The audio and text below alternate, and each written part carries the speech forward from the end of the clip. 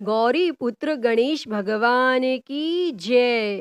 श्री शिवाय नमस्तुभ्यम। ओम पितृभ्यो नमः। प्रिय भक्तजनों, आप सभी को सर्व पितृ अमावस्या की ढेरों शुभकामनाएं। भक्तजनों, सर्व पितृ अमावस्या पितरों के लिए मोक्षदायिनी अमावस्या मानी जाती है। आश्विन मास की अमावस्या तिथि को सर्व पितृ अमावस्या के नाम से जाना जाता है। श्राद्ध कर्म में इस तिथि का बड़ा महत्व है। शास्त्रों में यह तिथि सर्व पितृ श्राद्ध के नाम से भी जानी जाती है। श्राद्ध या पितृ पक्ष के दौरान पूर्वज धरती पर आते हैं, इसलिए पितृ पक्ष में तर्पण और श्राद्ध के साथ दान करने का विधान बताया गया है।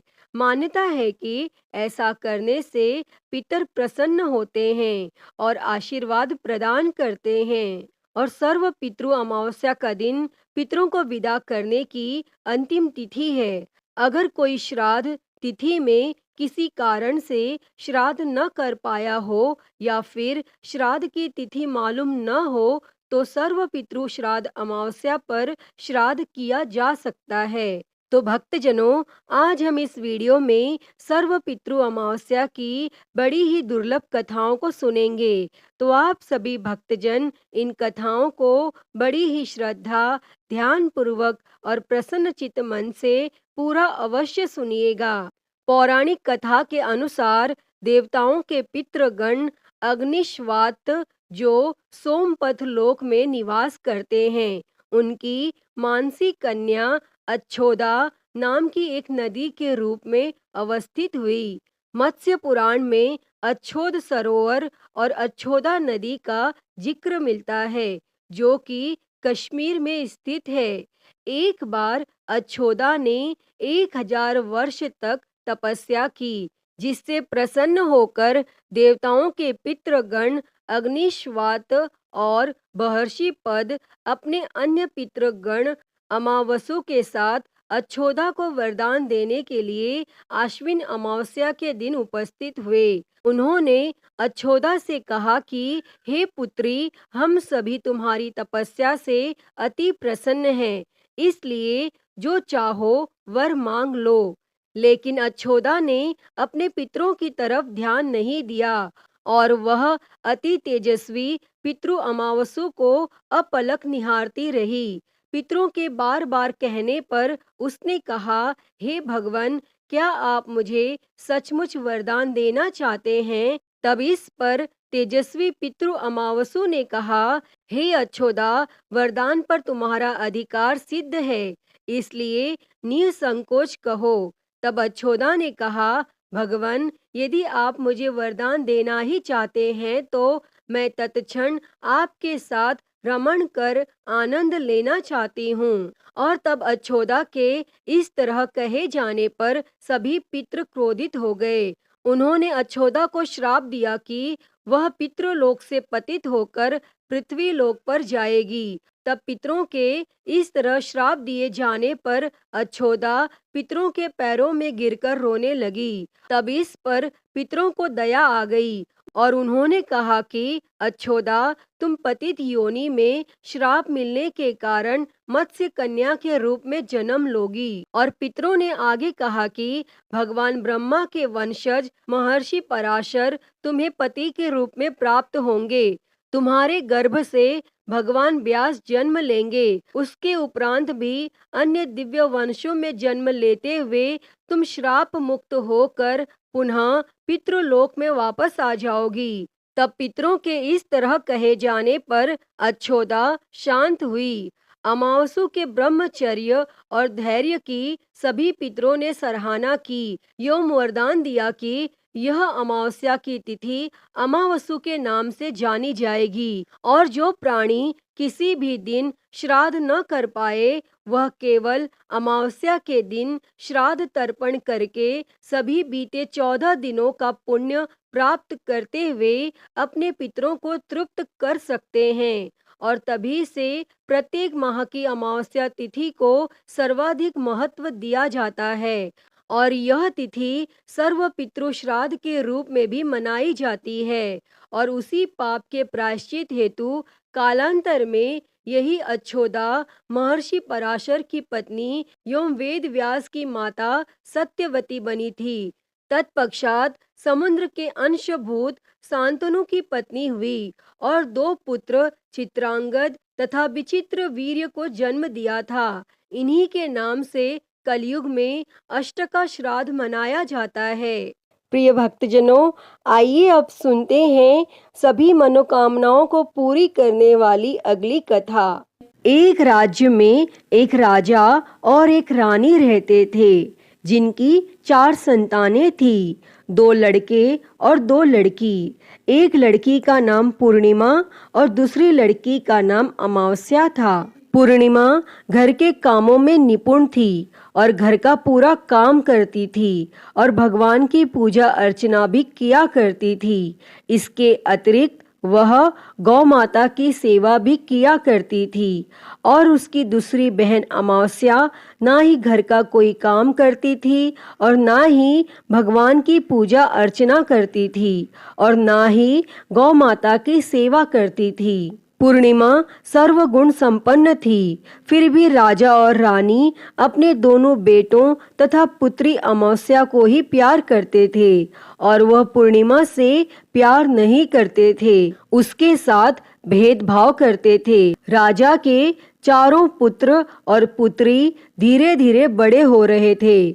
जब वे बड़े हो गए तब राजा ने अपने दोनों पुत्रों का विवाह योग्य कन्याओं के साथ करा दिया। इसके बाद रानी ने राजा से कहा कि अब दोनों पुत्री विवाह के योग्य हो गई हैं और इन दोनों का विवाह भी करा दो, लेकिन पुत्री अमावस्या का विवाह किसी बड़े खानदान में कराना और पूर्णिमा का विवाह किसी गरीब परिवार में कराना, क्योंकि पूर्णिमा को केवल भगवान की पूजा पाठ करना ही पसंद है और गाय की सेवा करना पसंद है। और अब रानी ने राजा को दोनों पुत्रियों का रिश्ता तय करने के लिए भेज दिया। तब राजा ने अपने पड़ोसी राज्य में जाकर वहां के राजा के पुत्र से अमावस्या का रिश्ता तय कर दिया और वहीं पास के गांव में जाकर एक गरीब परिवार के लड़के से पुत्री पूर्णिमा का रिश्ता भी तय कर दिया। और यह सारी बात जाकर राजा ने अपनी रानी से बताया।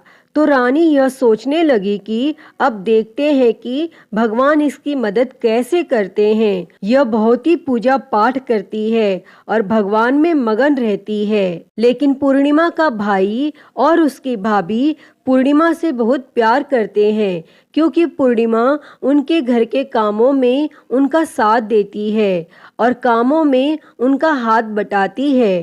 और यही उनकी दूसरी बहन अमावस्या उन पर अपना रोब जमाती है और घर का कोई कार्य नहीं करती। तब कुछ समय बीत जाने के बाद दोनों पुत्रियों का विवाह हो जाता है। राजा और रानी विवाह के बाद अपनी दोनों पुत्रियों को विदाई देते हैं और विदाई देते समय राजा और रानी पुत्री अमावस्या को बहुत सारा धन और दौलत देकर विदा करते हैं और पूर्णिमा को कुछ भी नहीं देते, खाली हाथ अपने घर से विदा कर देते हैं। इसके बाद दोनों बहनें अपने अपने ससुराल को चली जाती हैं। तब कुछ दिन बीत जाते हैं और एक दिन अमावस्या अपने घर पर भगवान शिव जी की कथा रखती है, जिसमें वह सभी गांव वालों को निमंत्रण देती है, लेकिन अपनी बहन पूर्णिमा को नहीं बुलाती। और जब गांव की सभी औरतें अमावस्या के यहाँ जाती हैं तो यहाँ सब दृश्य पूर्णिमा अपने घर के दरवाजे के बाहर बैठकर देख रही होती है। तब वहां से गुजर रही औरतें पूर्णिमा से कहती हैं कि तुम्हारी बहन के यहाँ भगवान शिव जी की कथा रखी है, क्या तुम नहीं चलोगी? तब पूर्णिमा ने कहा, मुझे निमंत्रण नहीं आया है, मैं नहीं जा सकती। और सभी गांव की औरतों ने पूर्णिमा से कहा, बुलाया नहीं तो क्या हुआ, भगवान शिव की कथा है, तुम हमारे साथ चलो। तब गांव की सभी औरतों की बात मानकर पूर्णिमा भी उनके साथ भगवान शिव की कथा में अमावस्या के घर चली जाती हैं। और जब अमावस्या की नज़र पूर्णिमा पर पड़ती है तो वह कहती है कि तुम यहाँ कैसे चली आई, मैंने तो तुम्हें बुलाया नहीं था। खैर कोई बात नहीं, अब तुम आ ही गई हो तो चुपचाप बैठी रहना। और यह कहते हुए अमावस्या ने पूर्णिमा की गरीबी का भी मजाक उड़ाया। तब पूर्णिमा की आंखों में आंसू आ गए और वह रोते रोते मन ही मन में पूर्णिमा भगवान शिव से विनती करती है कि हे भगवान, क्या पूजा पाठ करना गलत है? गौ माता की सेवा करना गलत है? आखिर मेरी गलती क्या है? आप मुझ पर अपनी कृपा दृष्टि कब बनाएंगे? और पूर्णिमा बार बार भगवान शिव से यही कहती रहती। तब इतने में शिव कथा पूरी हो जाती है और अमावस्या भगवान का प्रसाद बांटने लगती है और वह सभी लोगों को प्रसाद देती है, लेकिन पूर्णिमा को वह प्रसाद नहीं देती। पूर्णिमा बिना प्रसाद के ही अपने घर लौट जाती है और रास्ते में वह यह सोचते हुए चलती है कि यदि बच्चे उससे कथा का प्रसाद मांगेंगे तो वह उन्हें क्या जवाब देगी। और तब उसने सोचा था कि वह अपने मायके अपने भाई भाभी के यहाँ जाएगी और वहाँ से अपने बच्चों के लिए कुछ लेकर आ जाएगी। ऐसा सोचते हुए वह अपने घर वापस लौट आई और घर वापस लौट कर आने के बाद वह अपने पति और बच्चों से कहती है कि वह अपने मायके जा रही है। तब पति ने कहा ठीक है, और कुछ समय बाद पूर्णिमा अपने मायके के लिए रवाना हो गई। तब चलते चलते रास्ते में एक चबूतरा आया जिस पर तुलसी का पौधा लगा था और वहीं पर एक बूढ़ी अम्मा बैठी हुई थी। वह कोई और नहीं, साक्षात तुलसी माँ थी। और उस बूढ़ी माता ने पूर्णिमा से कहा, बिटिया तुम कौन हो और कहाँ जा रही हो? तब पूर्णिमा अपना परिचय देती है और परिचय देने के बाद बूढ़ी औरत ने पूर्णिमा से कहा कि यहाँ तुलसी का पौधा सूख रहा है, इसमें थोड़ा सा पानी डाल दो और इस चबूतरे की साफ सफाई कर दो, जिससे मुझे थोड़ी ठंडक मिलेगी। तब पूर्णिमा ने कहा कि ठीक है माँ, मैं तुलसी में पानी डाल देती हूँ और यहाँ की साफ सफाई भी कर देती हूँ। फिर पूर्णिमा ने साफ सफाई करने के बाद बूढ़ी अम्मा को भी नहला दिया और बूढ़ी अम्मा की भी सेवा की, उनके पैर दबाए और बूढ़ी अम्मा से कहा कि माँ जी और बताइए मैं आपकी क्या सेवा करूँ, और कोई काम है तो बता दीजिए, मैं वह भी कर दूंगी। तब बूढ़ी अम्मा ने कहा कुछ नहीं, अब तुम जाओ और वापस आते समय मुझसे मिलते हुए जाना। तब पूर्णिमा ने बूढ़ी अम्मा से कहा ठीक है माँ जी, मैं जाती हूँ और वापस आते वक्त आपसे मिलते हुए जाऊंगी। तब कुछ समय आगे चलने के बाद एक शिव मंदिर आया और वहाँ पर उसे एक बूढ़े बाबा मिले जो मंदिर के बाहर बैठे हुए थे, और वह कोई और नहीं, साक्षात भोलेनाथ थे। उन्होंने पूर्णिमा से कहा कि कहाँ जा रही हो बेटी, तुम कौन हो? तब पूर्णिमा ने अपना परिचय दिया। तब उस बूढ़े बाबा ने पूर्णिमा से कहा इस चबूतरे की और इस मंदिर की सफाई कर दो। तब पूर्णिमा ने मंदिर की और चबूतरे की साफ सफाई कर दी और वहां पर पूजा पाठ अर्चना भी की। और साफ सफाई पूजा अर्चना करने के बाद उसने बूढ़े बाबा को भी नहला दिया और उनसे कहा कि बाबा और कोई काम हो तो बताइए। तब बूढ़े बाबा ने कहा नहीं बेटी, अब तुम जाओ और वापस आते वक्त मुझसे मिलते हुए जाना। तब पूर्णिमा ने कहा ठीक है बाबा, मैं जाती हूँ, वापस आते हुए आपसे मिलते हुए जाऊंगी। और आगे चलते चलते कुछ दूर चलने के बाद पूर्णिमा को एक काली जी का मंदिर दिखा।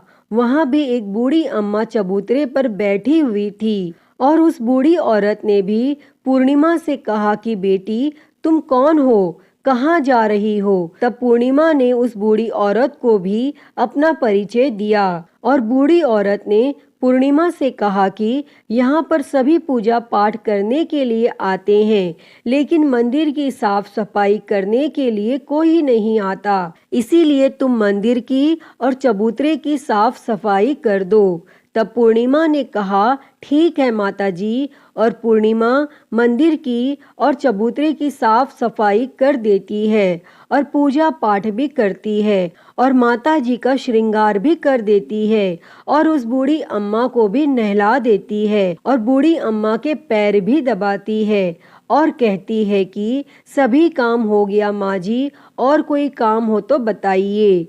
तब बूढ़ी अम्मा कहती है कि नहीं बेटी, अब तुम जाओ, लेकिन वापस आते वक्त मुझसे मिलते हुए जाना। तब पूर्णिमा कहती है ठीक है, और वह आगे चली जाती है। तब आगे चलते चलते एक नदी आती है। वहाँ पर भी एक बूढ़ी अम्मा बैठी रहती है और वह कहती है कि बेटी तुम कौन हो और कहाँ से आई हो। तब उसे भी पूर्णिमा अपना परिचय देती है। तब बूढ़ी औरत पूर्णिमा से कहती है कि नदी पर स्नान करने तो यहाँ पर सब आते हैं, लेकिन यहाँ की साफ सफाई कोई नहीं करता, इसीलिए तुम इस किनारे पर साफ सफाई कर दो। तब पूर्णिमा कहती है ठीक है माँ जी, और वह वहाँ की साफ सफाई कर देती है और उस बूढ़ी अम्मा के पैर दबा देती है और कहती है माँ जी, और कोई काम हो तो बताइए। तब बूढ़ी औरत कहती है कि कुछ नहीं बेटी, तुम जाओ, लेकिन वापस आते वक्त मुझसे मिलते हुए जाना। और वह पूर्णिमा नाव में बैठकर नदी के दूसरे किनारे पहुंच जाती है और वह अपने मायके पहुंच जाती है और वहां पर पूर्णिमा के भाई और भाभी उसे देखकर बहुत खुश हो जाते हैं और वे पूर्णिमा की बहुत खातिरदारी करते हैं और उससे बहुत सारी बातें करते हैं और कहते हैं कि बच्चों को भी साथ में लेकर आती तो बहुत अच्छा होता। और अब कुछ समय के बाद पूर्णिमा ने वापस अपने ससुराल जाने को कहा तो उसकी भाभी ने उसके लिए एक साड़ी दी और थैले में बच्चों के लिए कपड़े और खाने पीने की कुछ चीजें रख दी और कहा कि तुम बहुत दिनों के बाद आती हो। और पूर्णिमा की भाभी ने यह थैला पूर्णिमा के हाथ में दे दिया और कहा कि जाओ और जल्दी वापस आना। इसके बाद पूर्णिमा वहां से अपने ससुराल के लिए रवाना हो गई और उसी नदी के किनारे पहुंची और नाव में बैठकर दूसरे किनारे पर उतर गई। और वहां उतरने के बाद वहां पर उसे वह बूढ़ी अम्मा मिली जो साक्षात गंगा मैया थी। और उस बूढ़ी अम्मा ने पूर्णिमा को एक थैला दिया और कहा कि इसे तुम अपने घर जाकर ही खोलना। और अब पूर्णिमा के पास 2 थैले हो गए थे और उन्हें लेकर पूर्णिमा वहां से रवाना हुई। आगे कुछ दूर चलने पर काली माँ का मंदिर आया और वहां पर काली माँ बूढ़ी माँ के रूप में विराजमान थी। तब बूढ़ी अम्मा ने कहा, आ गई बेटी पूर्णिमा। तब पूर्णिमा ने कहा, हाँ माँ जी, मैं आ गई। तो काली माँ ने उसे एक थैला दिया और कहा, तुम यह थैला अपने घर जाकर खोलना। और अब पूर्णिमा के पास 3 थैले हो गए थे। तीनों थैली लेकर पूर्णिमा आगे बढ़ी और कुछ दूर जाने पर भगवान शिव जी का मंदिर आया, जहां बूढ़े बाबा के रूप में भगवान शिव जी स्वयं विराजमान थे। तब बूढ़े बाबा ने कहा, पूर्णिमा तुम वापस आ गई। तब पूर्णिमा ने कहा, हाँ बाबा, मैं वापस आ गई। तब बूढ़े बाबा ने भी पूर्णिमा को एक थैला दिया और कहा कि यह थैला तुम घर जाकर ही खोलना। तब पूर्णिमा ने कहा, ठीक है। और अब पूर्णिमा के पास 4 थैले हो गए थे और अब पूर्णिमा 4 थैले कैसे ले जाती। तब उसने एक पुरानी साड़ी निकाली और उन सभी थैलों का एक गड्ढा बनाया और अपने सर पर रखकर वहां से रवाना हो गई। तब कुछ दूर जाने के बाद उसे तुलसी माँ बूढ़ी औरत के रूप में मिलती है और कहती है, पूर्णिमा तुम आ गई। तब पूर्णिमा कहती है, हाँ माँ जी, मैं आ गई। तब वह बूढ़ी औरत भी उसे एक थैला देती है और कहती है कि यह थैला तुम अपने घर जाकर ही खोलना। तब पूर्णिमा कहती है ठीक है माँ जी, और अब पूर्णिमा के पास 5 थैले हो गए थे। तब पूर्णिमा वहां से रवाना हुई और अपने घर पहुंच गई।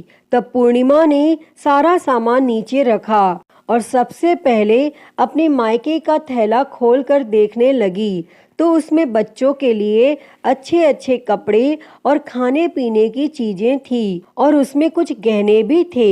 और पूर्णिमा ने कपड़े अपने बच्चों को दे दिए और खाने पीने की चीजें भी बच्चों को दे दी और बच्चे यह सब पाकर बहुत खुश थे। अब पूर्णिमा ने दूसरा थैला खोला जो उसे गंगा मैया ने दिया था। उसमें ढेर सारे हीरे जवाहरात, सोने चांदी आदि थे। इसके बाद अब पूर्णिमा ने तीसरा थैला खोला जो उसे काली माँ ने दिया था, तो उसमें बहुत सारा सोना श्रृंगार का सामान भरा हुआ था। इसके बाद पूर्णिमा ने चौथा थैला खोला जो उसे भगवान शिव ने दिया था। उसमें बहुत सारा धन संपत्ति भरा हुआ था और बहुत सारी खुशियां भरी हुई थी। इसके बाद अब पूर्णिमा ने पांचवा थैला खोला जो उसे तुलसी माँ ने दिया था और वह थैला चावल, दाल और 7 प्रकार की खाने की चीजों से भरा हुआ था। अब पूर्णिमा के घर में किसी भी चीज की कमी नहीं थी। उसका घर धन धान्य से भरा हुआ था और परिपूर्ण था। अब पूर्णिमा और उसका परिवार सुख से जीवन व्यतीत करने लगा। अब पूर्णिमा के मन में विचार आया कि क्यों ना शिवजी की कथा कराई जाए। तब उसने शिवजी की कथा में एक कार्यक्रम रखा और पूर्णिमा ने गांव के सभी लोगों को निमंत्रण दिया और घर घर जाकर सभी लोगों को बुलाया। और पूर्णिमा अपनी बहन अमावस्या के घर भी गई और अमावस्या को भी भगवान शिवजी की कथा के लिए उसने अपने घर पर बुलाया। और जब अमावस्या पूर्णिमा के घर शिवजी की कथा में आई तो उसने देखा कि पूर्णिमा के घर में किसी भी चीज की कोई कमी नहीं है। इतना सारा धन दौलत देखकर अमावस्या आश्चर्यचकित हो गई। तब उसने पूर्णिमा से कहा कि तुम्हारे घर में इतनी धन दौलत कहाँ से आई। तब पूर्णिमा ने कहा, देखो बहन, तुमने शिवजी की कथा में मुझे नहीं बुलाया था, फिर भी मैं चली आई और तुमने मुझे प्रसाद तक नहीं दिया था और मेरी गरीबी का मजाक भी उड़ाया था। उसके बाद मैं अपने घर आ गई और घर आते हुए मन ही मन सोच रही थी कि अपने मायके जाऊंगी और मैं अपने मायके चली गई। तब जो कुछ घटना इस बीच हुई वह सभी घटना उसने अपनी बहन अमावस्या को बता दी। तब अमावस्या कहती है कि तुम भी मुझे प्रसाद मत दो और मुझे डांट लो, लेकिन पूर्णिमा ने कहा कि यह तो भगवान का प्रसाद है, मैं तो सबको दूंगी और तुम्हें भी दूंगी। फिर भी अमावस्या ने प्रसाद नहीं लिया और वह सीधे अपने घर चली गई और घर जाकर अपने बच्चों से कहकर वह अपने मायके जाने के लिए तैयार हो गई और मायके के लिए निकल गई। और उसे भी रास्ते में चलते चलते तुलसी माँ मिली जो चबूतरे पर बूढ़ी माँ के रूप में बैठी हुई थी। तब बूढ़ी माँ ने अमावस्या से कहा, बेटी कौन हो तुम, कहाँ जा रही हो। तब अमावस्या ने अपना परिचय दिया। तब बूढ़ी माँ ने कहा कि बेटी, यह तुलसी का पौधा सूख रहा है, इसमें थोड़ा सा पानी डाल दो और इस चबूतरे की साफ सफाई कर दो। इस पर अमावस्या ने कहा, बुढ़िया, तुझे दिखाई नहीं दे रहा कि मैंने इतनी महंगी साड़ी पहन रखी है, यह गंदी हो जाएगी। और वह ऐसा कहकर वहां से आगे चली गई। आगे जाने पर उसे भगवान शिव मिले और उन्हें भी अमावस्या ने ऐसा ही कहा। उसके बाद आगे जाने पर उसे काली माँ मिली और उन्हें भी अमावस्या ने यही सारी बातें कही। तब आगे जाने पर उसे गंगा माँ मिली और गंगा माँ से भी इसने यही सब कहा और आगे चली गई। और इसके बाद अमावस्या जब नाव में बैठने लगी तो नाव में फूलों की जगह कांटे भरे थे जो उसके पैरों में चुभ रहे थे और वह किनारे पर उतरकर अपने मायके चली गई। और जब मायके में उसको उसकी भाभियों ने तथा भाइयों ने देखा तो मन ही मन कहने लगे कि काम की न काज की, 2.5 मन अनाज की। अब आ ही गई हो तो ठीक है। पूर्णिमा तो हमारे कामों में हाथ बटाती थी और यह कोई काम करेगी तो नहीं। अब उन्होंने खाना बनाया और खा पीकर सभी सो गए। और अमावस्या जब सुबह उठी और अपनी भाभियों से कहा कि मैं अपने ससुराल जा रही हूँ, तब उन्होंने कहा कि ठीक है जाओ। तब अमावस्या बोली, पूर्णिमा को तो तुमने एक थैला दिया था और मुझे कुछ नहीं दोगे क्या? तब भाई और भाभी ने कहा, तुम घर जाओ, थैले तुम्हारे घर पहुंच जाएंगे। फिर अमावस्या वहां से निकल गई और नदी के किनारे पहुंची और वहां गंगा मैया बूढ़ी औरत का रूप धारण करके बैठी हुई थी। तब बूढ़ी माँ ने कहा, आ गई बेटी? तो उसने कहा कि हाँ मैं आ गई। और तुमने तो पूर्णिमा को एक थैला दिया था और मुझे नहीं दोगी क्या? तब बूढ़ी अम्मा ने कहा, तुम घर जाओ, थैले तुम्हारे घर पर पहुंच जाएंगे। इसके बाद आगे चलने पर उसे काली मैया मिली। उन्होंने भी अमावस्या को यही बात कही और इसके बाद और आगे जाने पर उसे भगवान शिव मिले और उन्होंने भी अमावस्या से यही बात कही।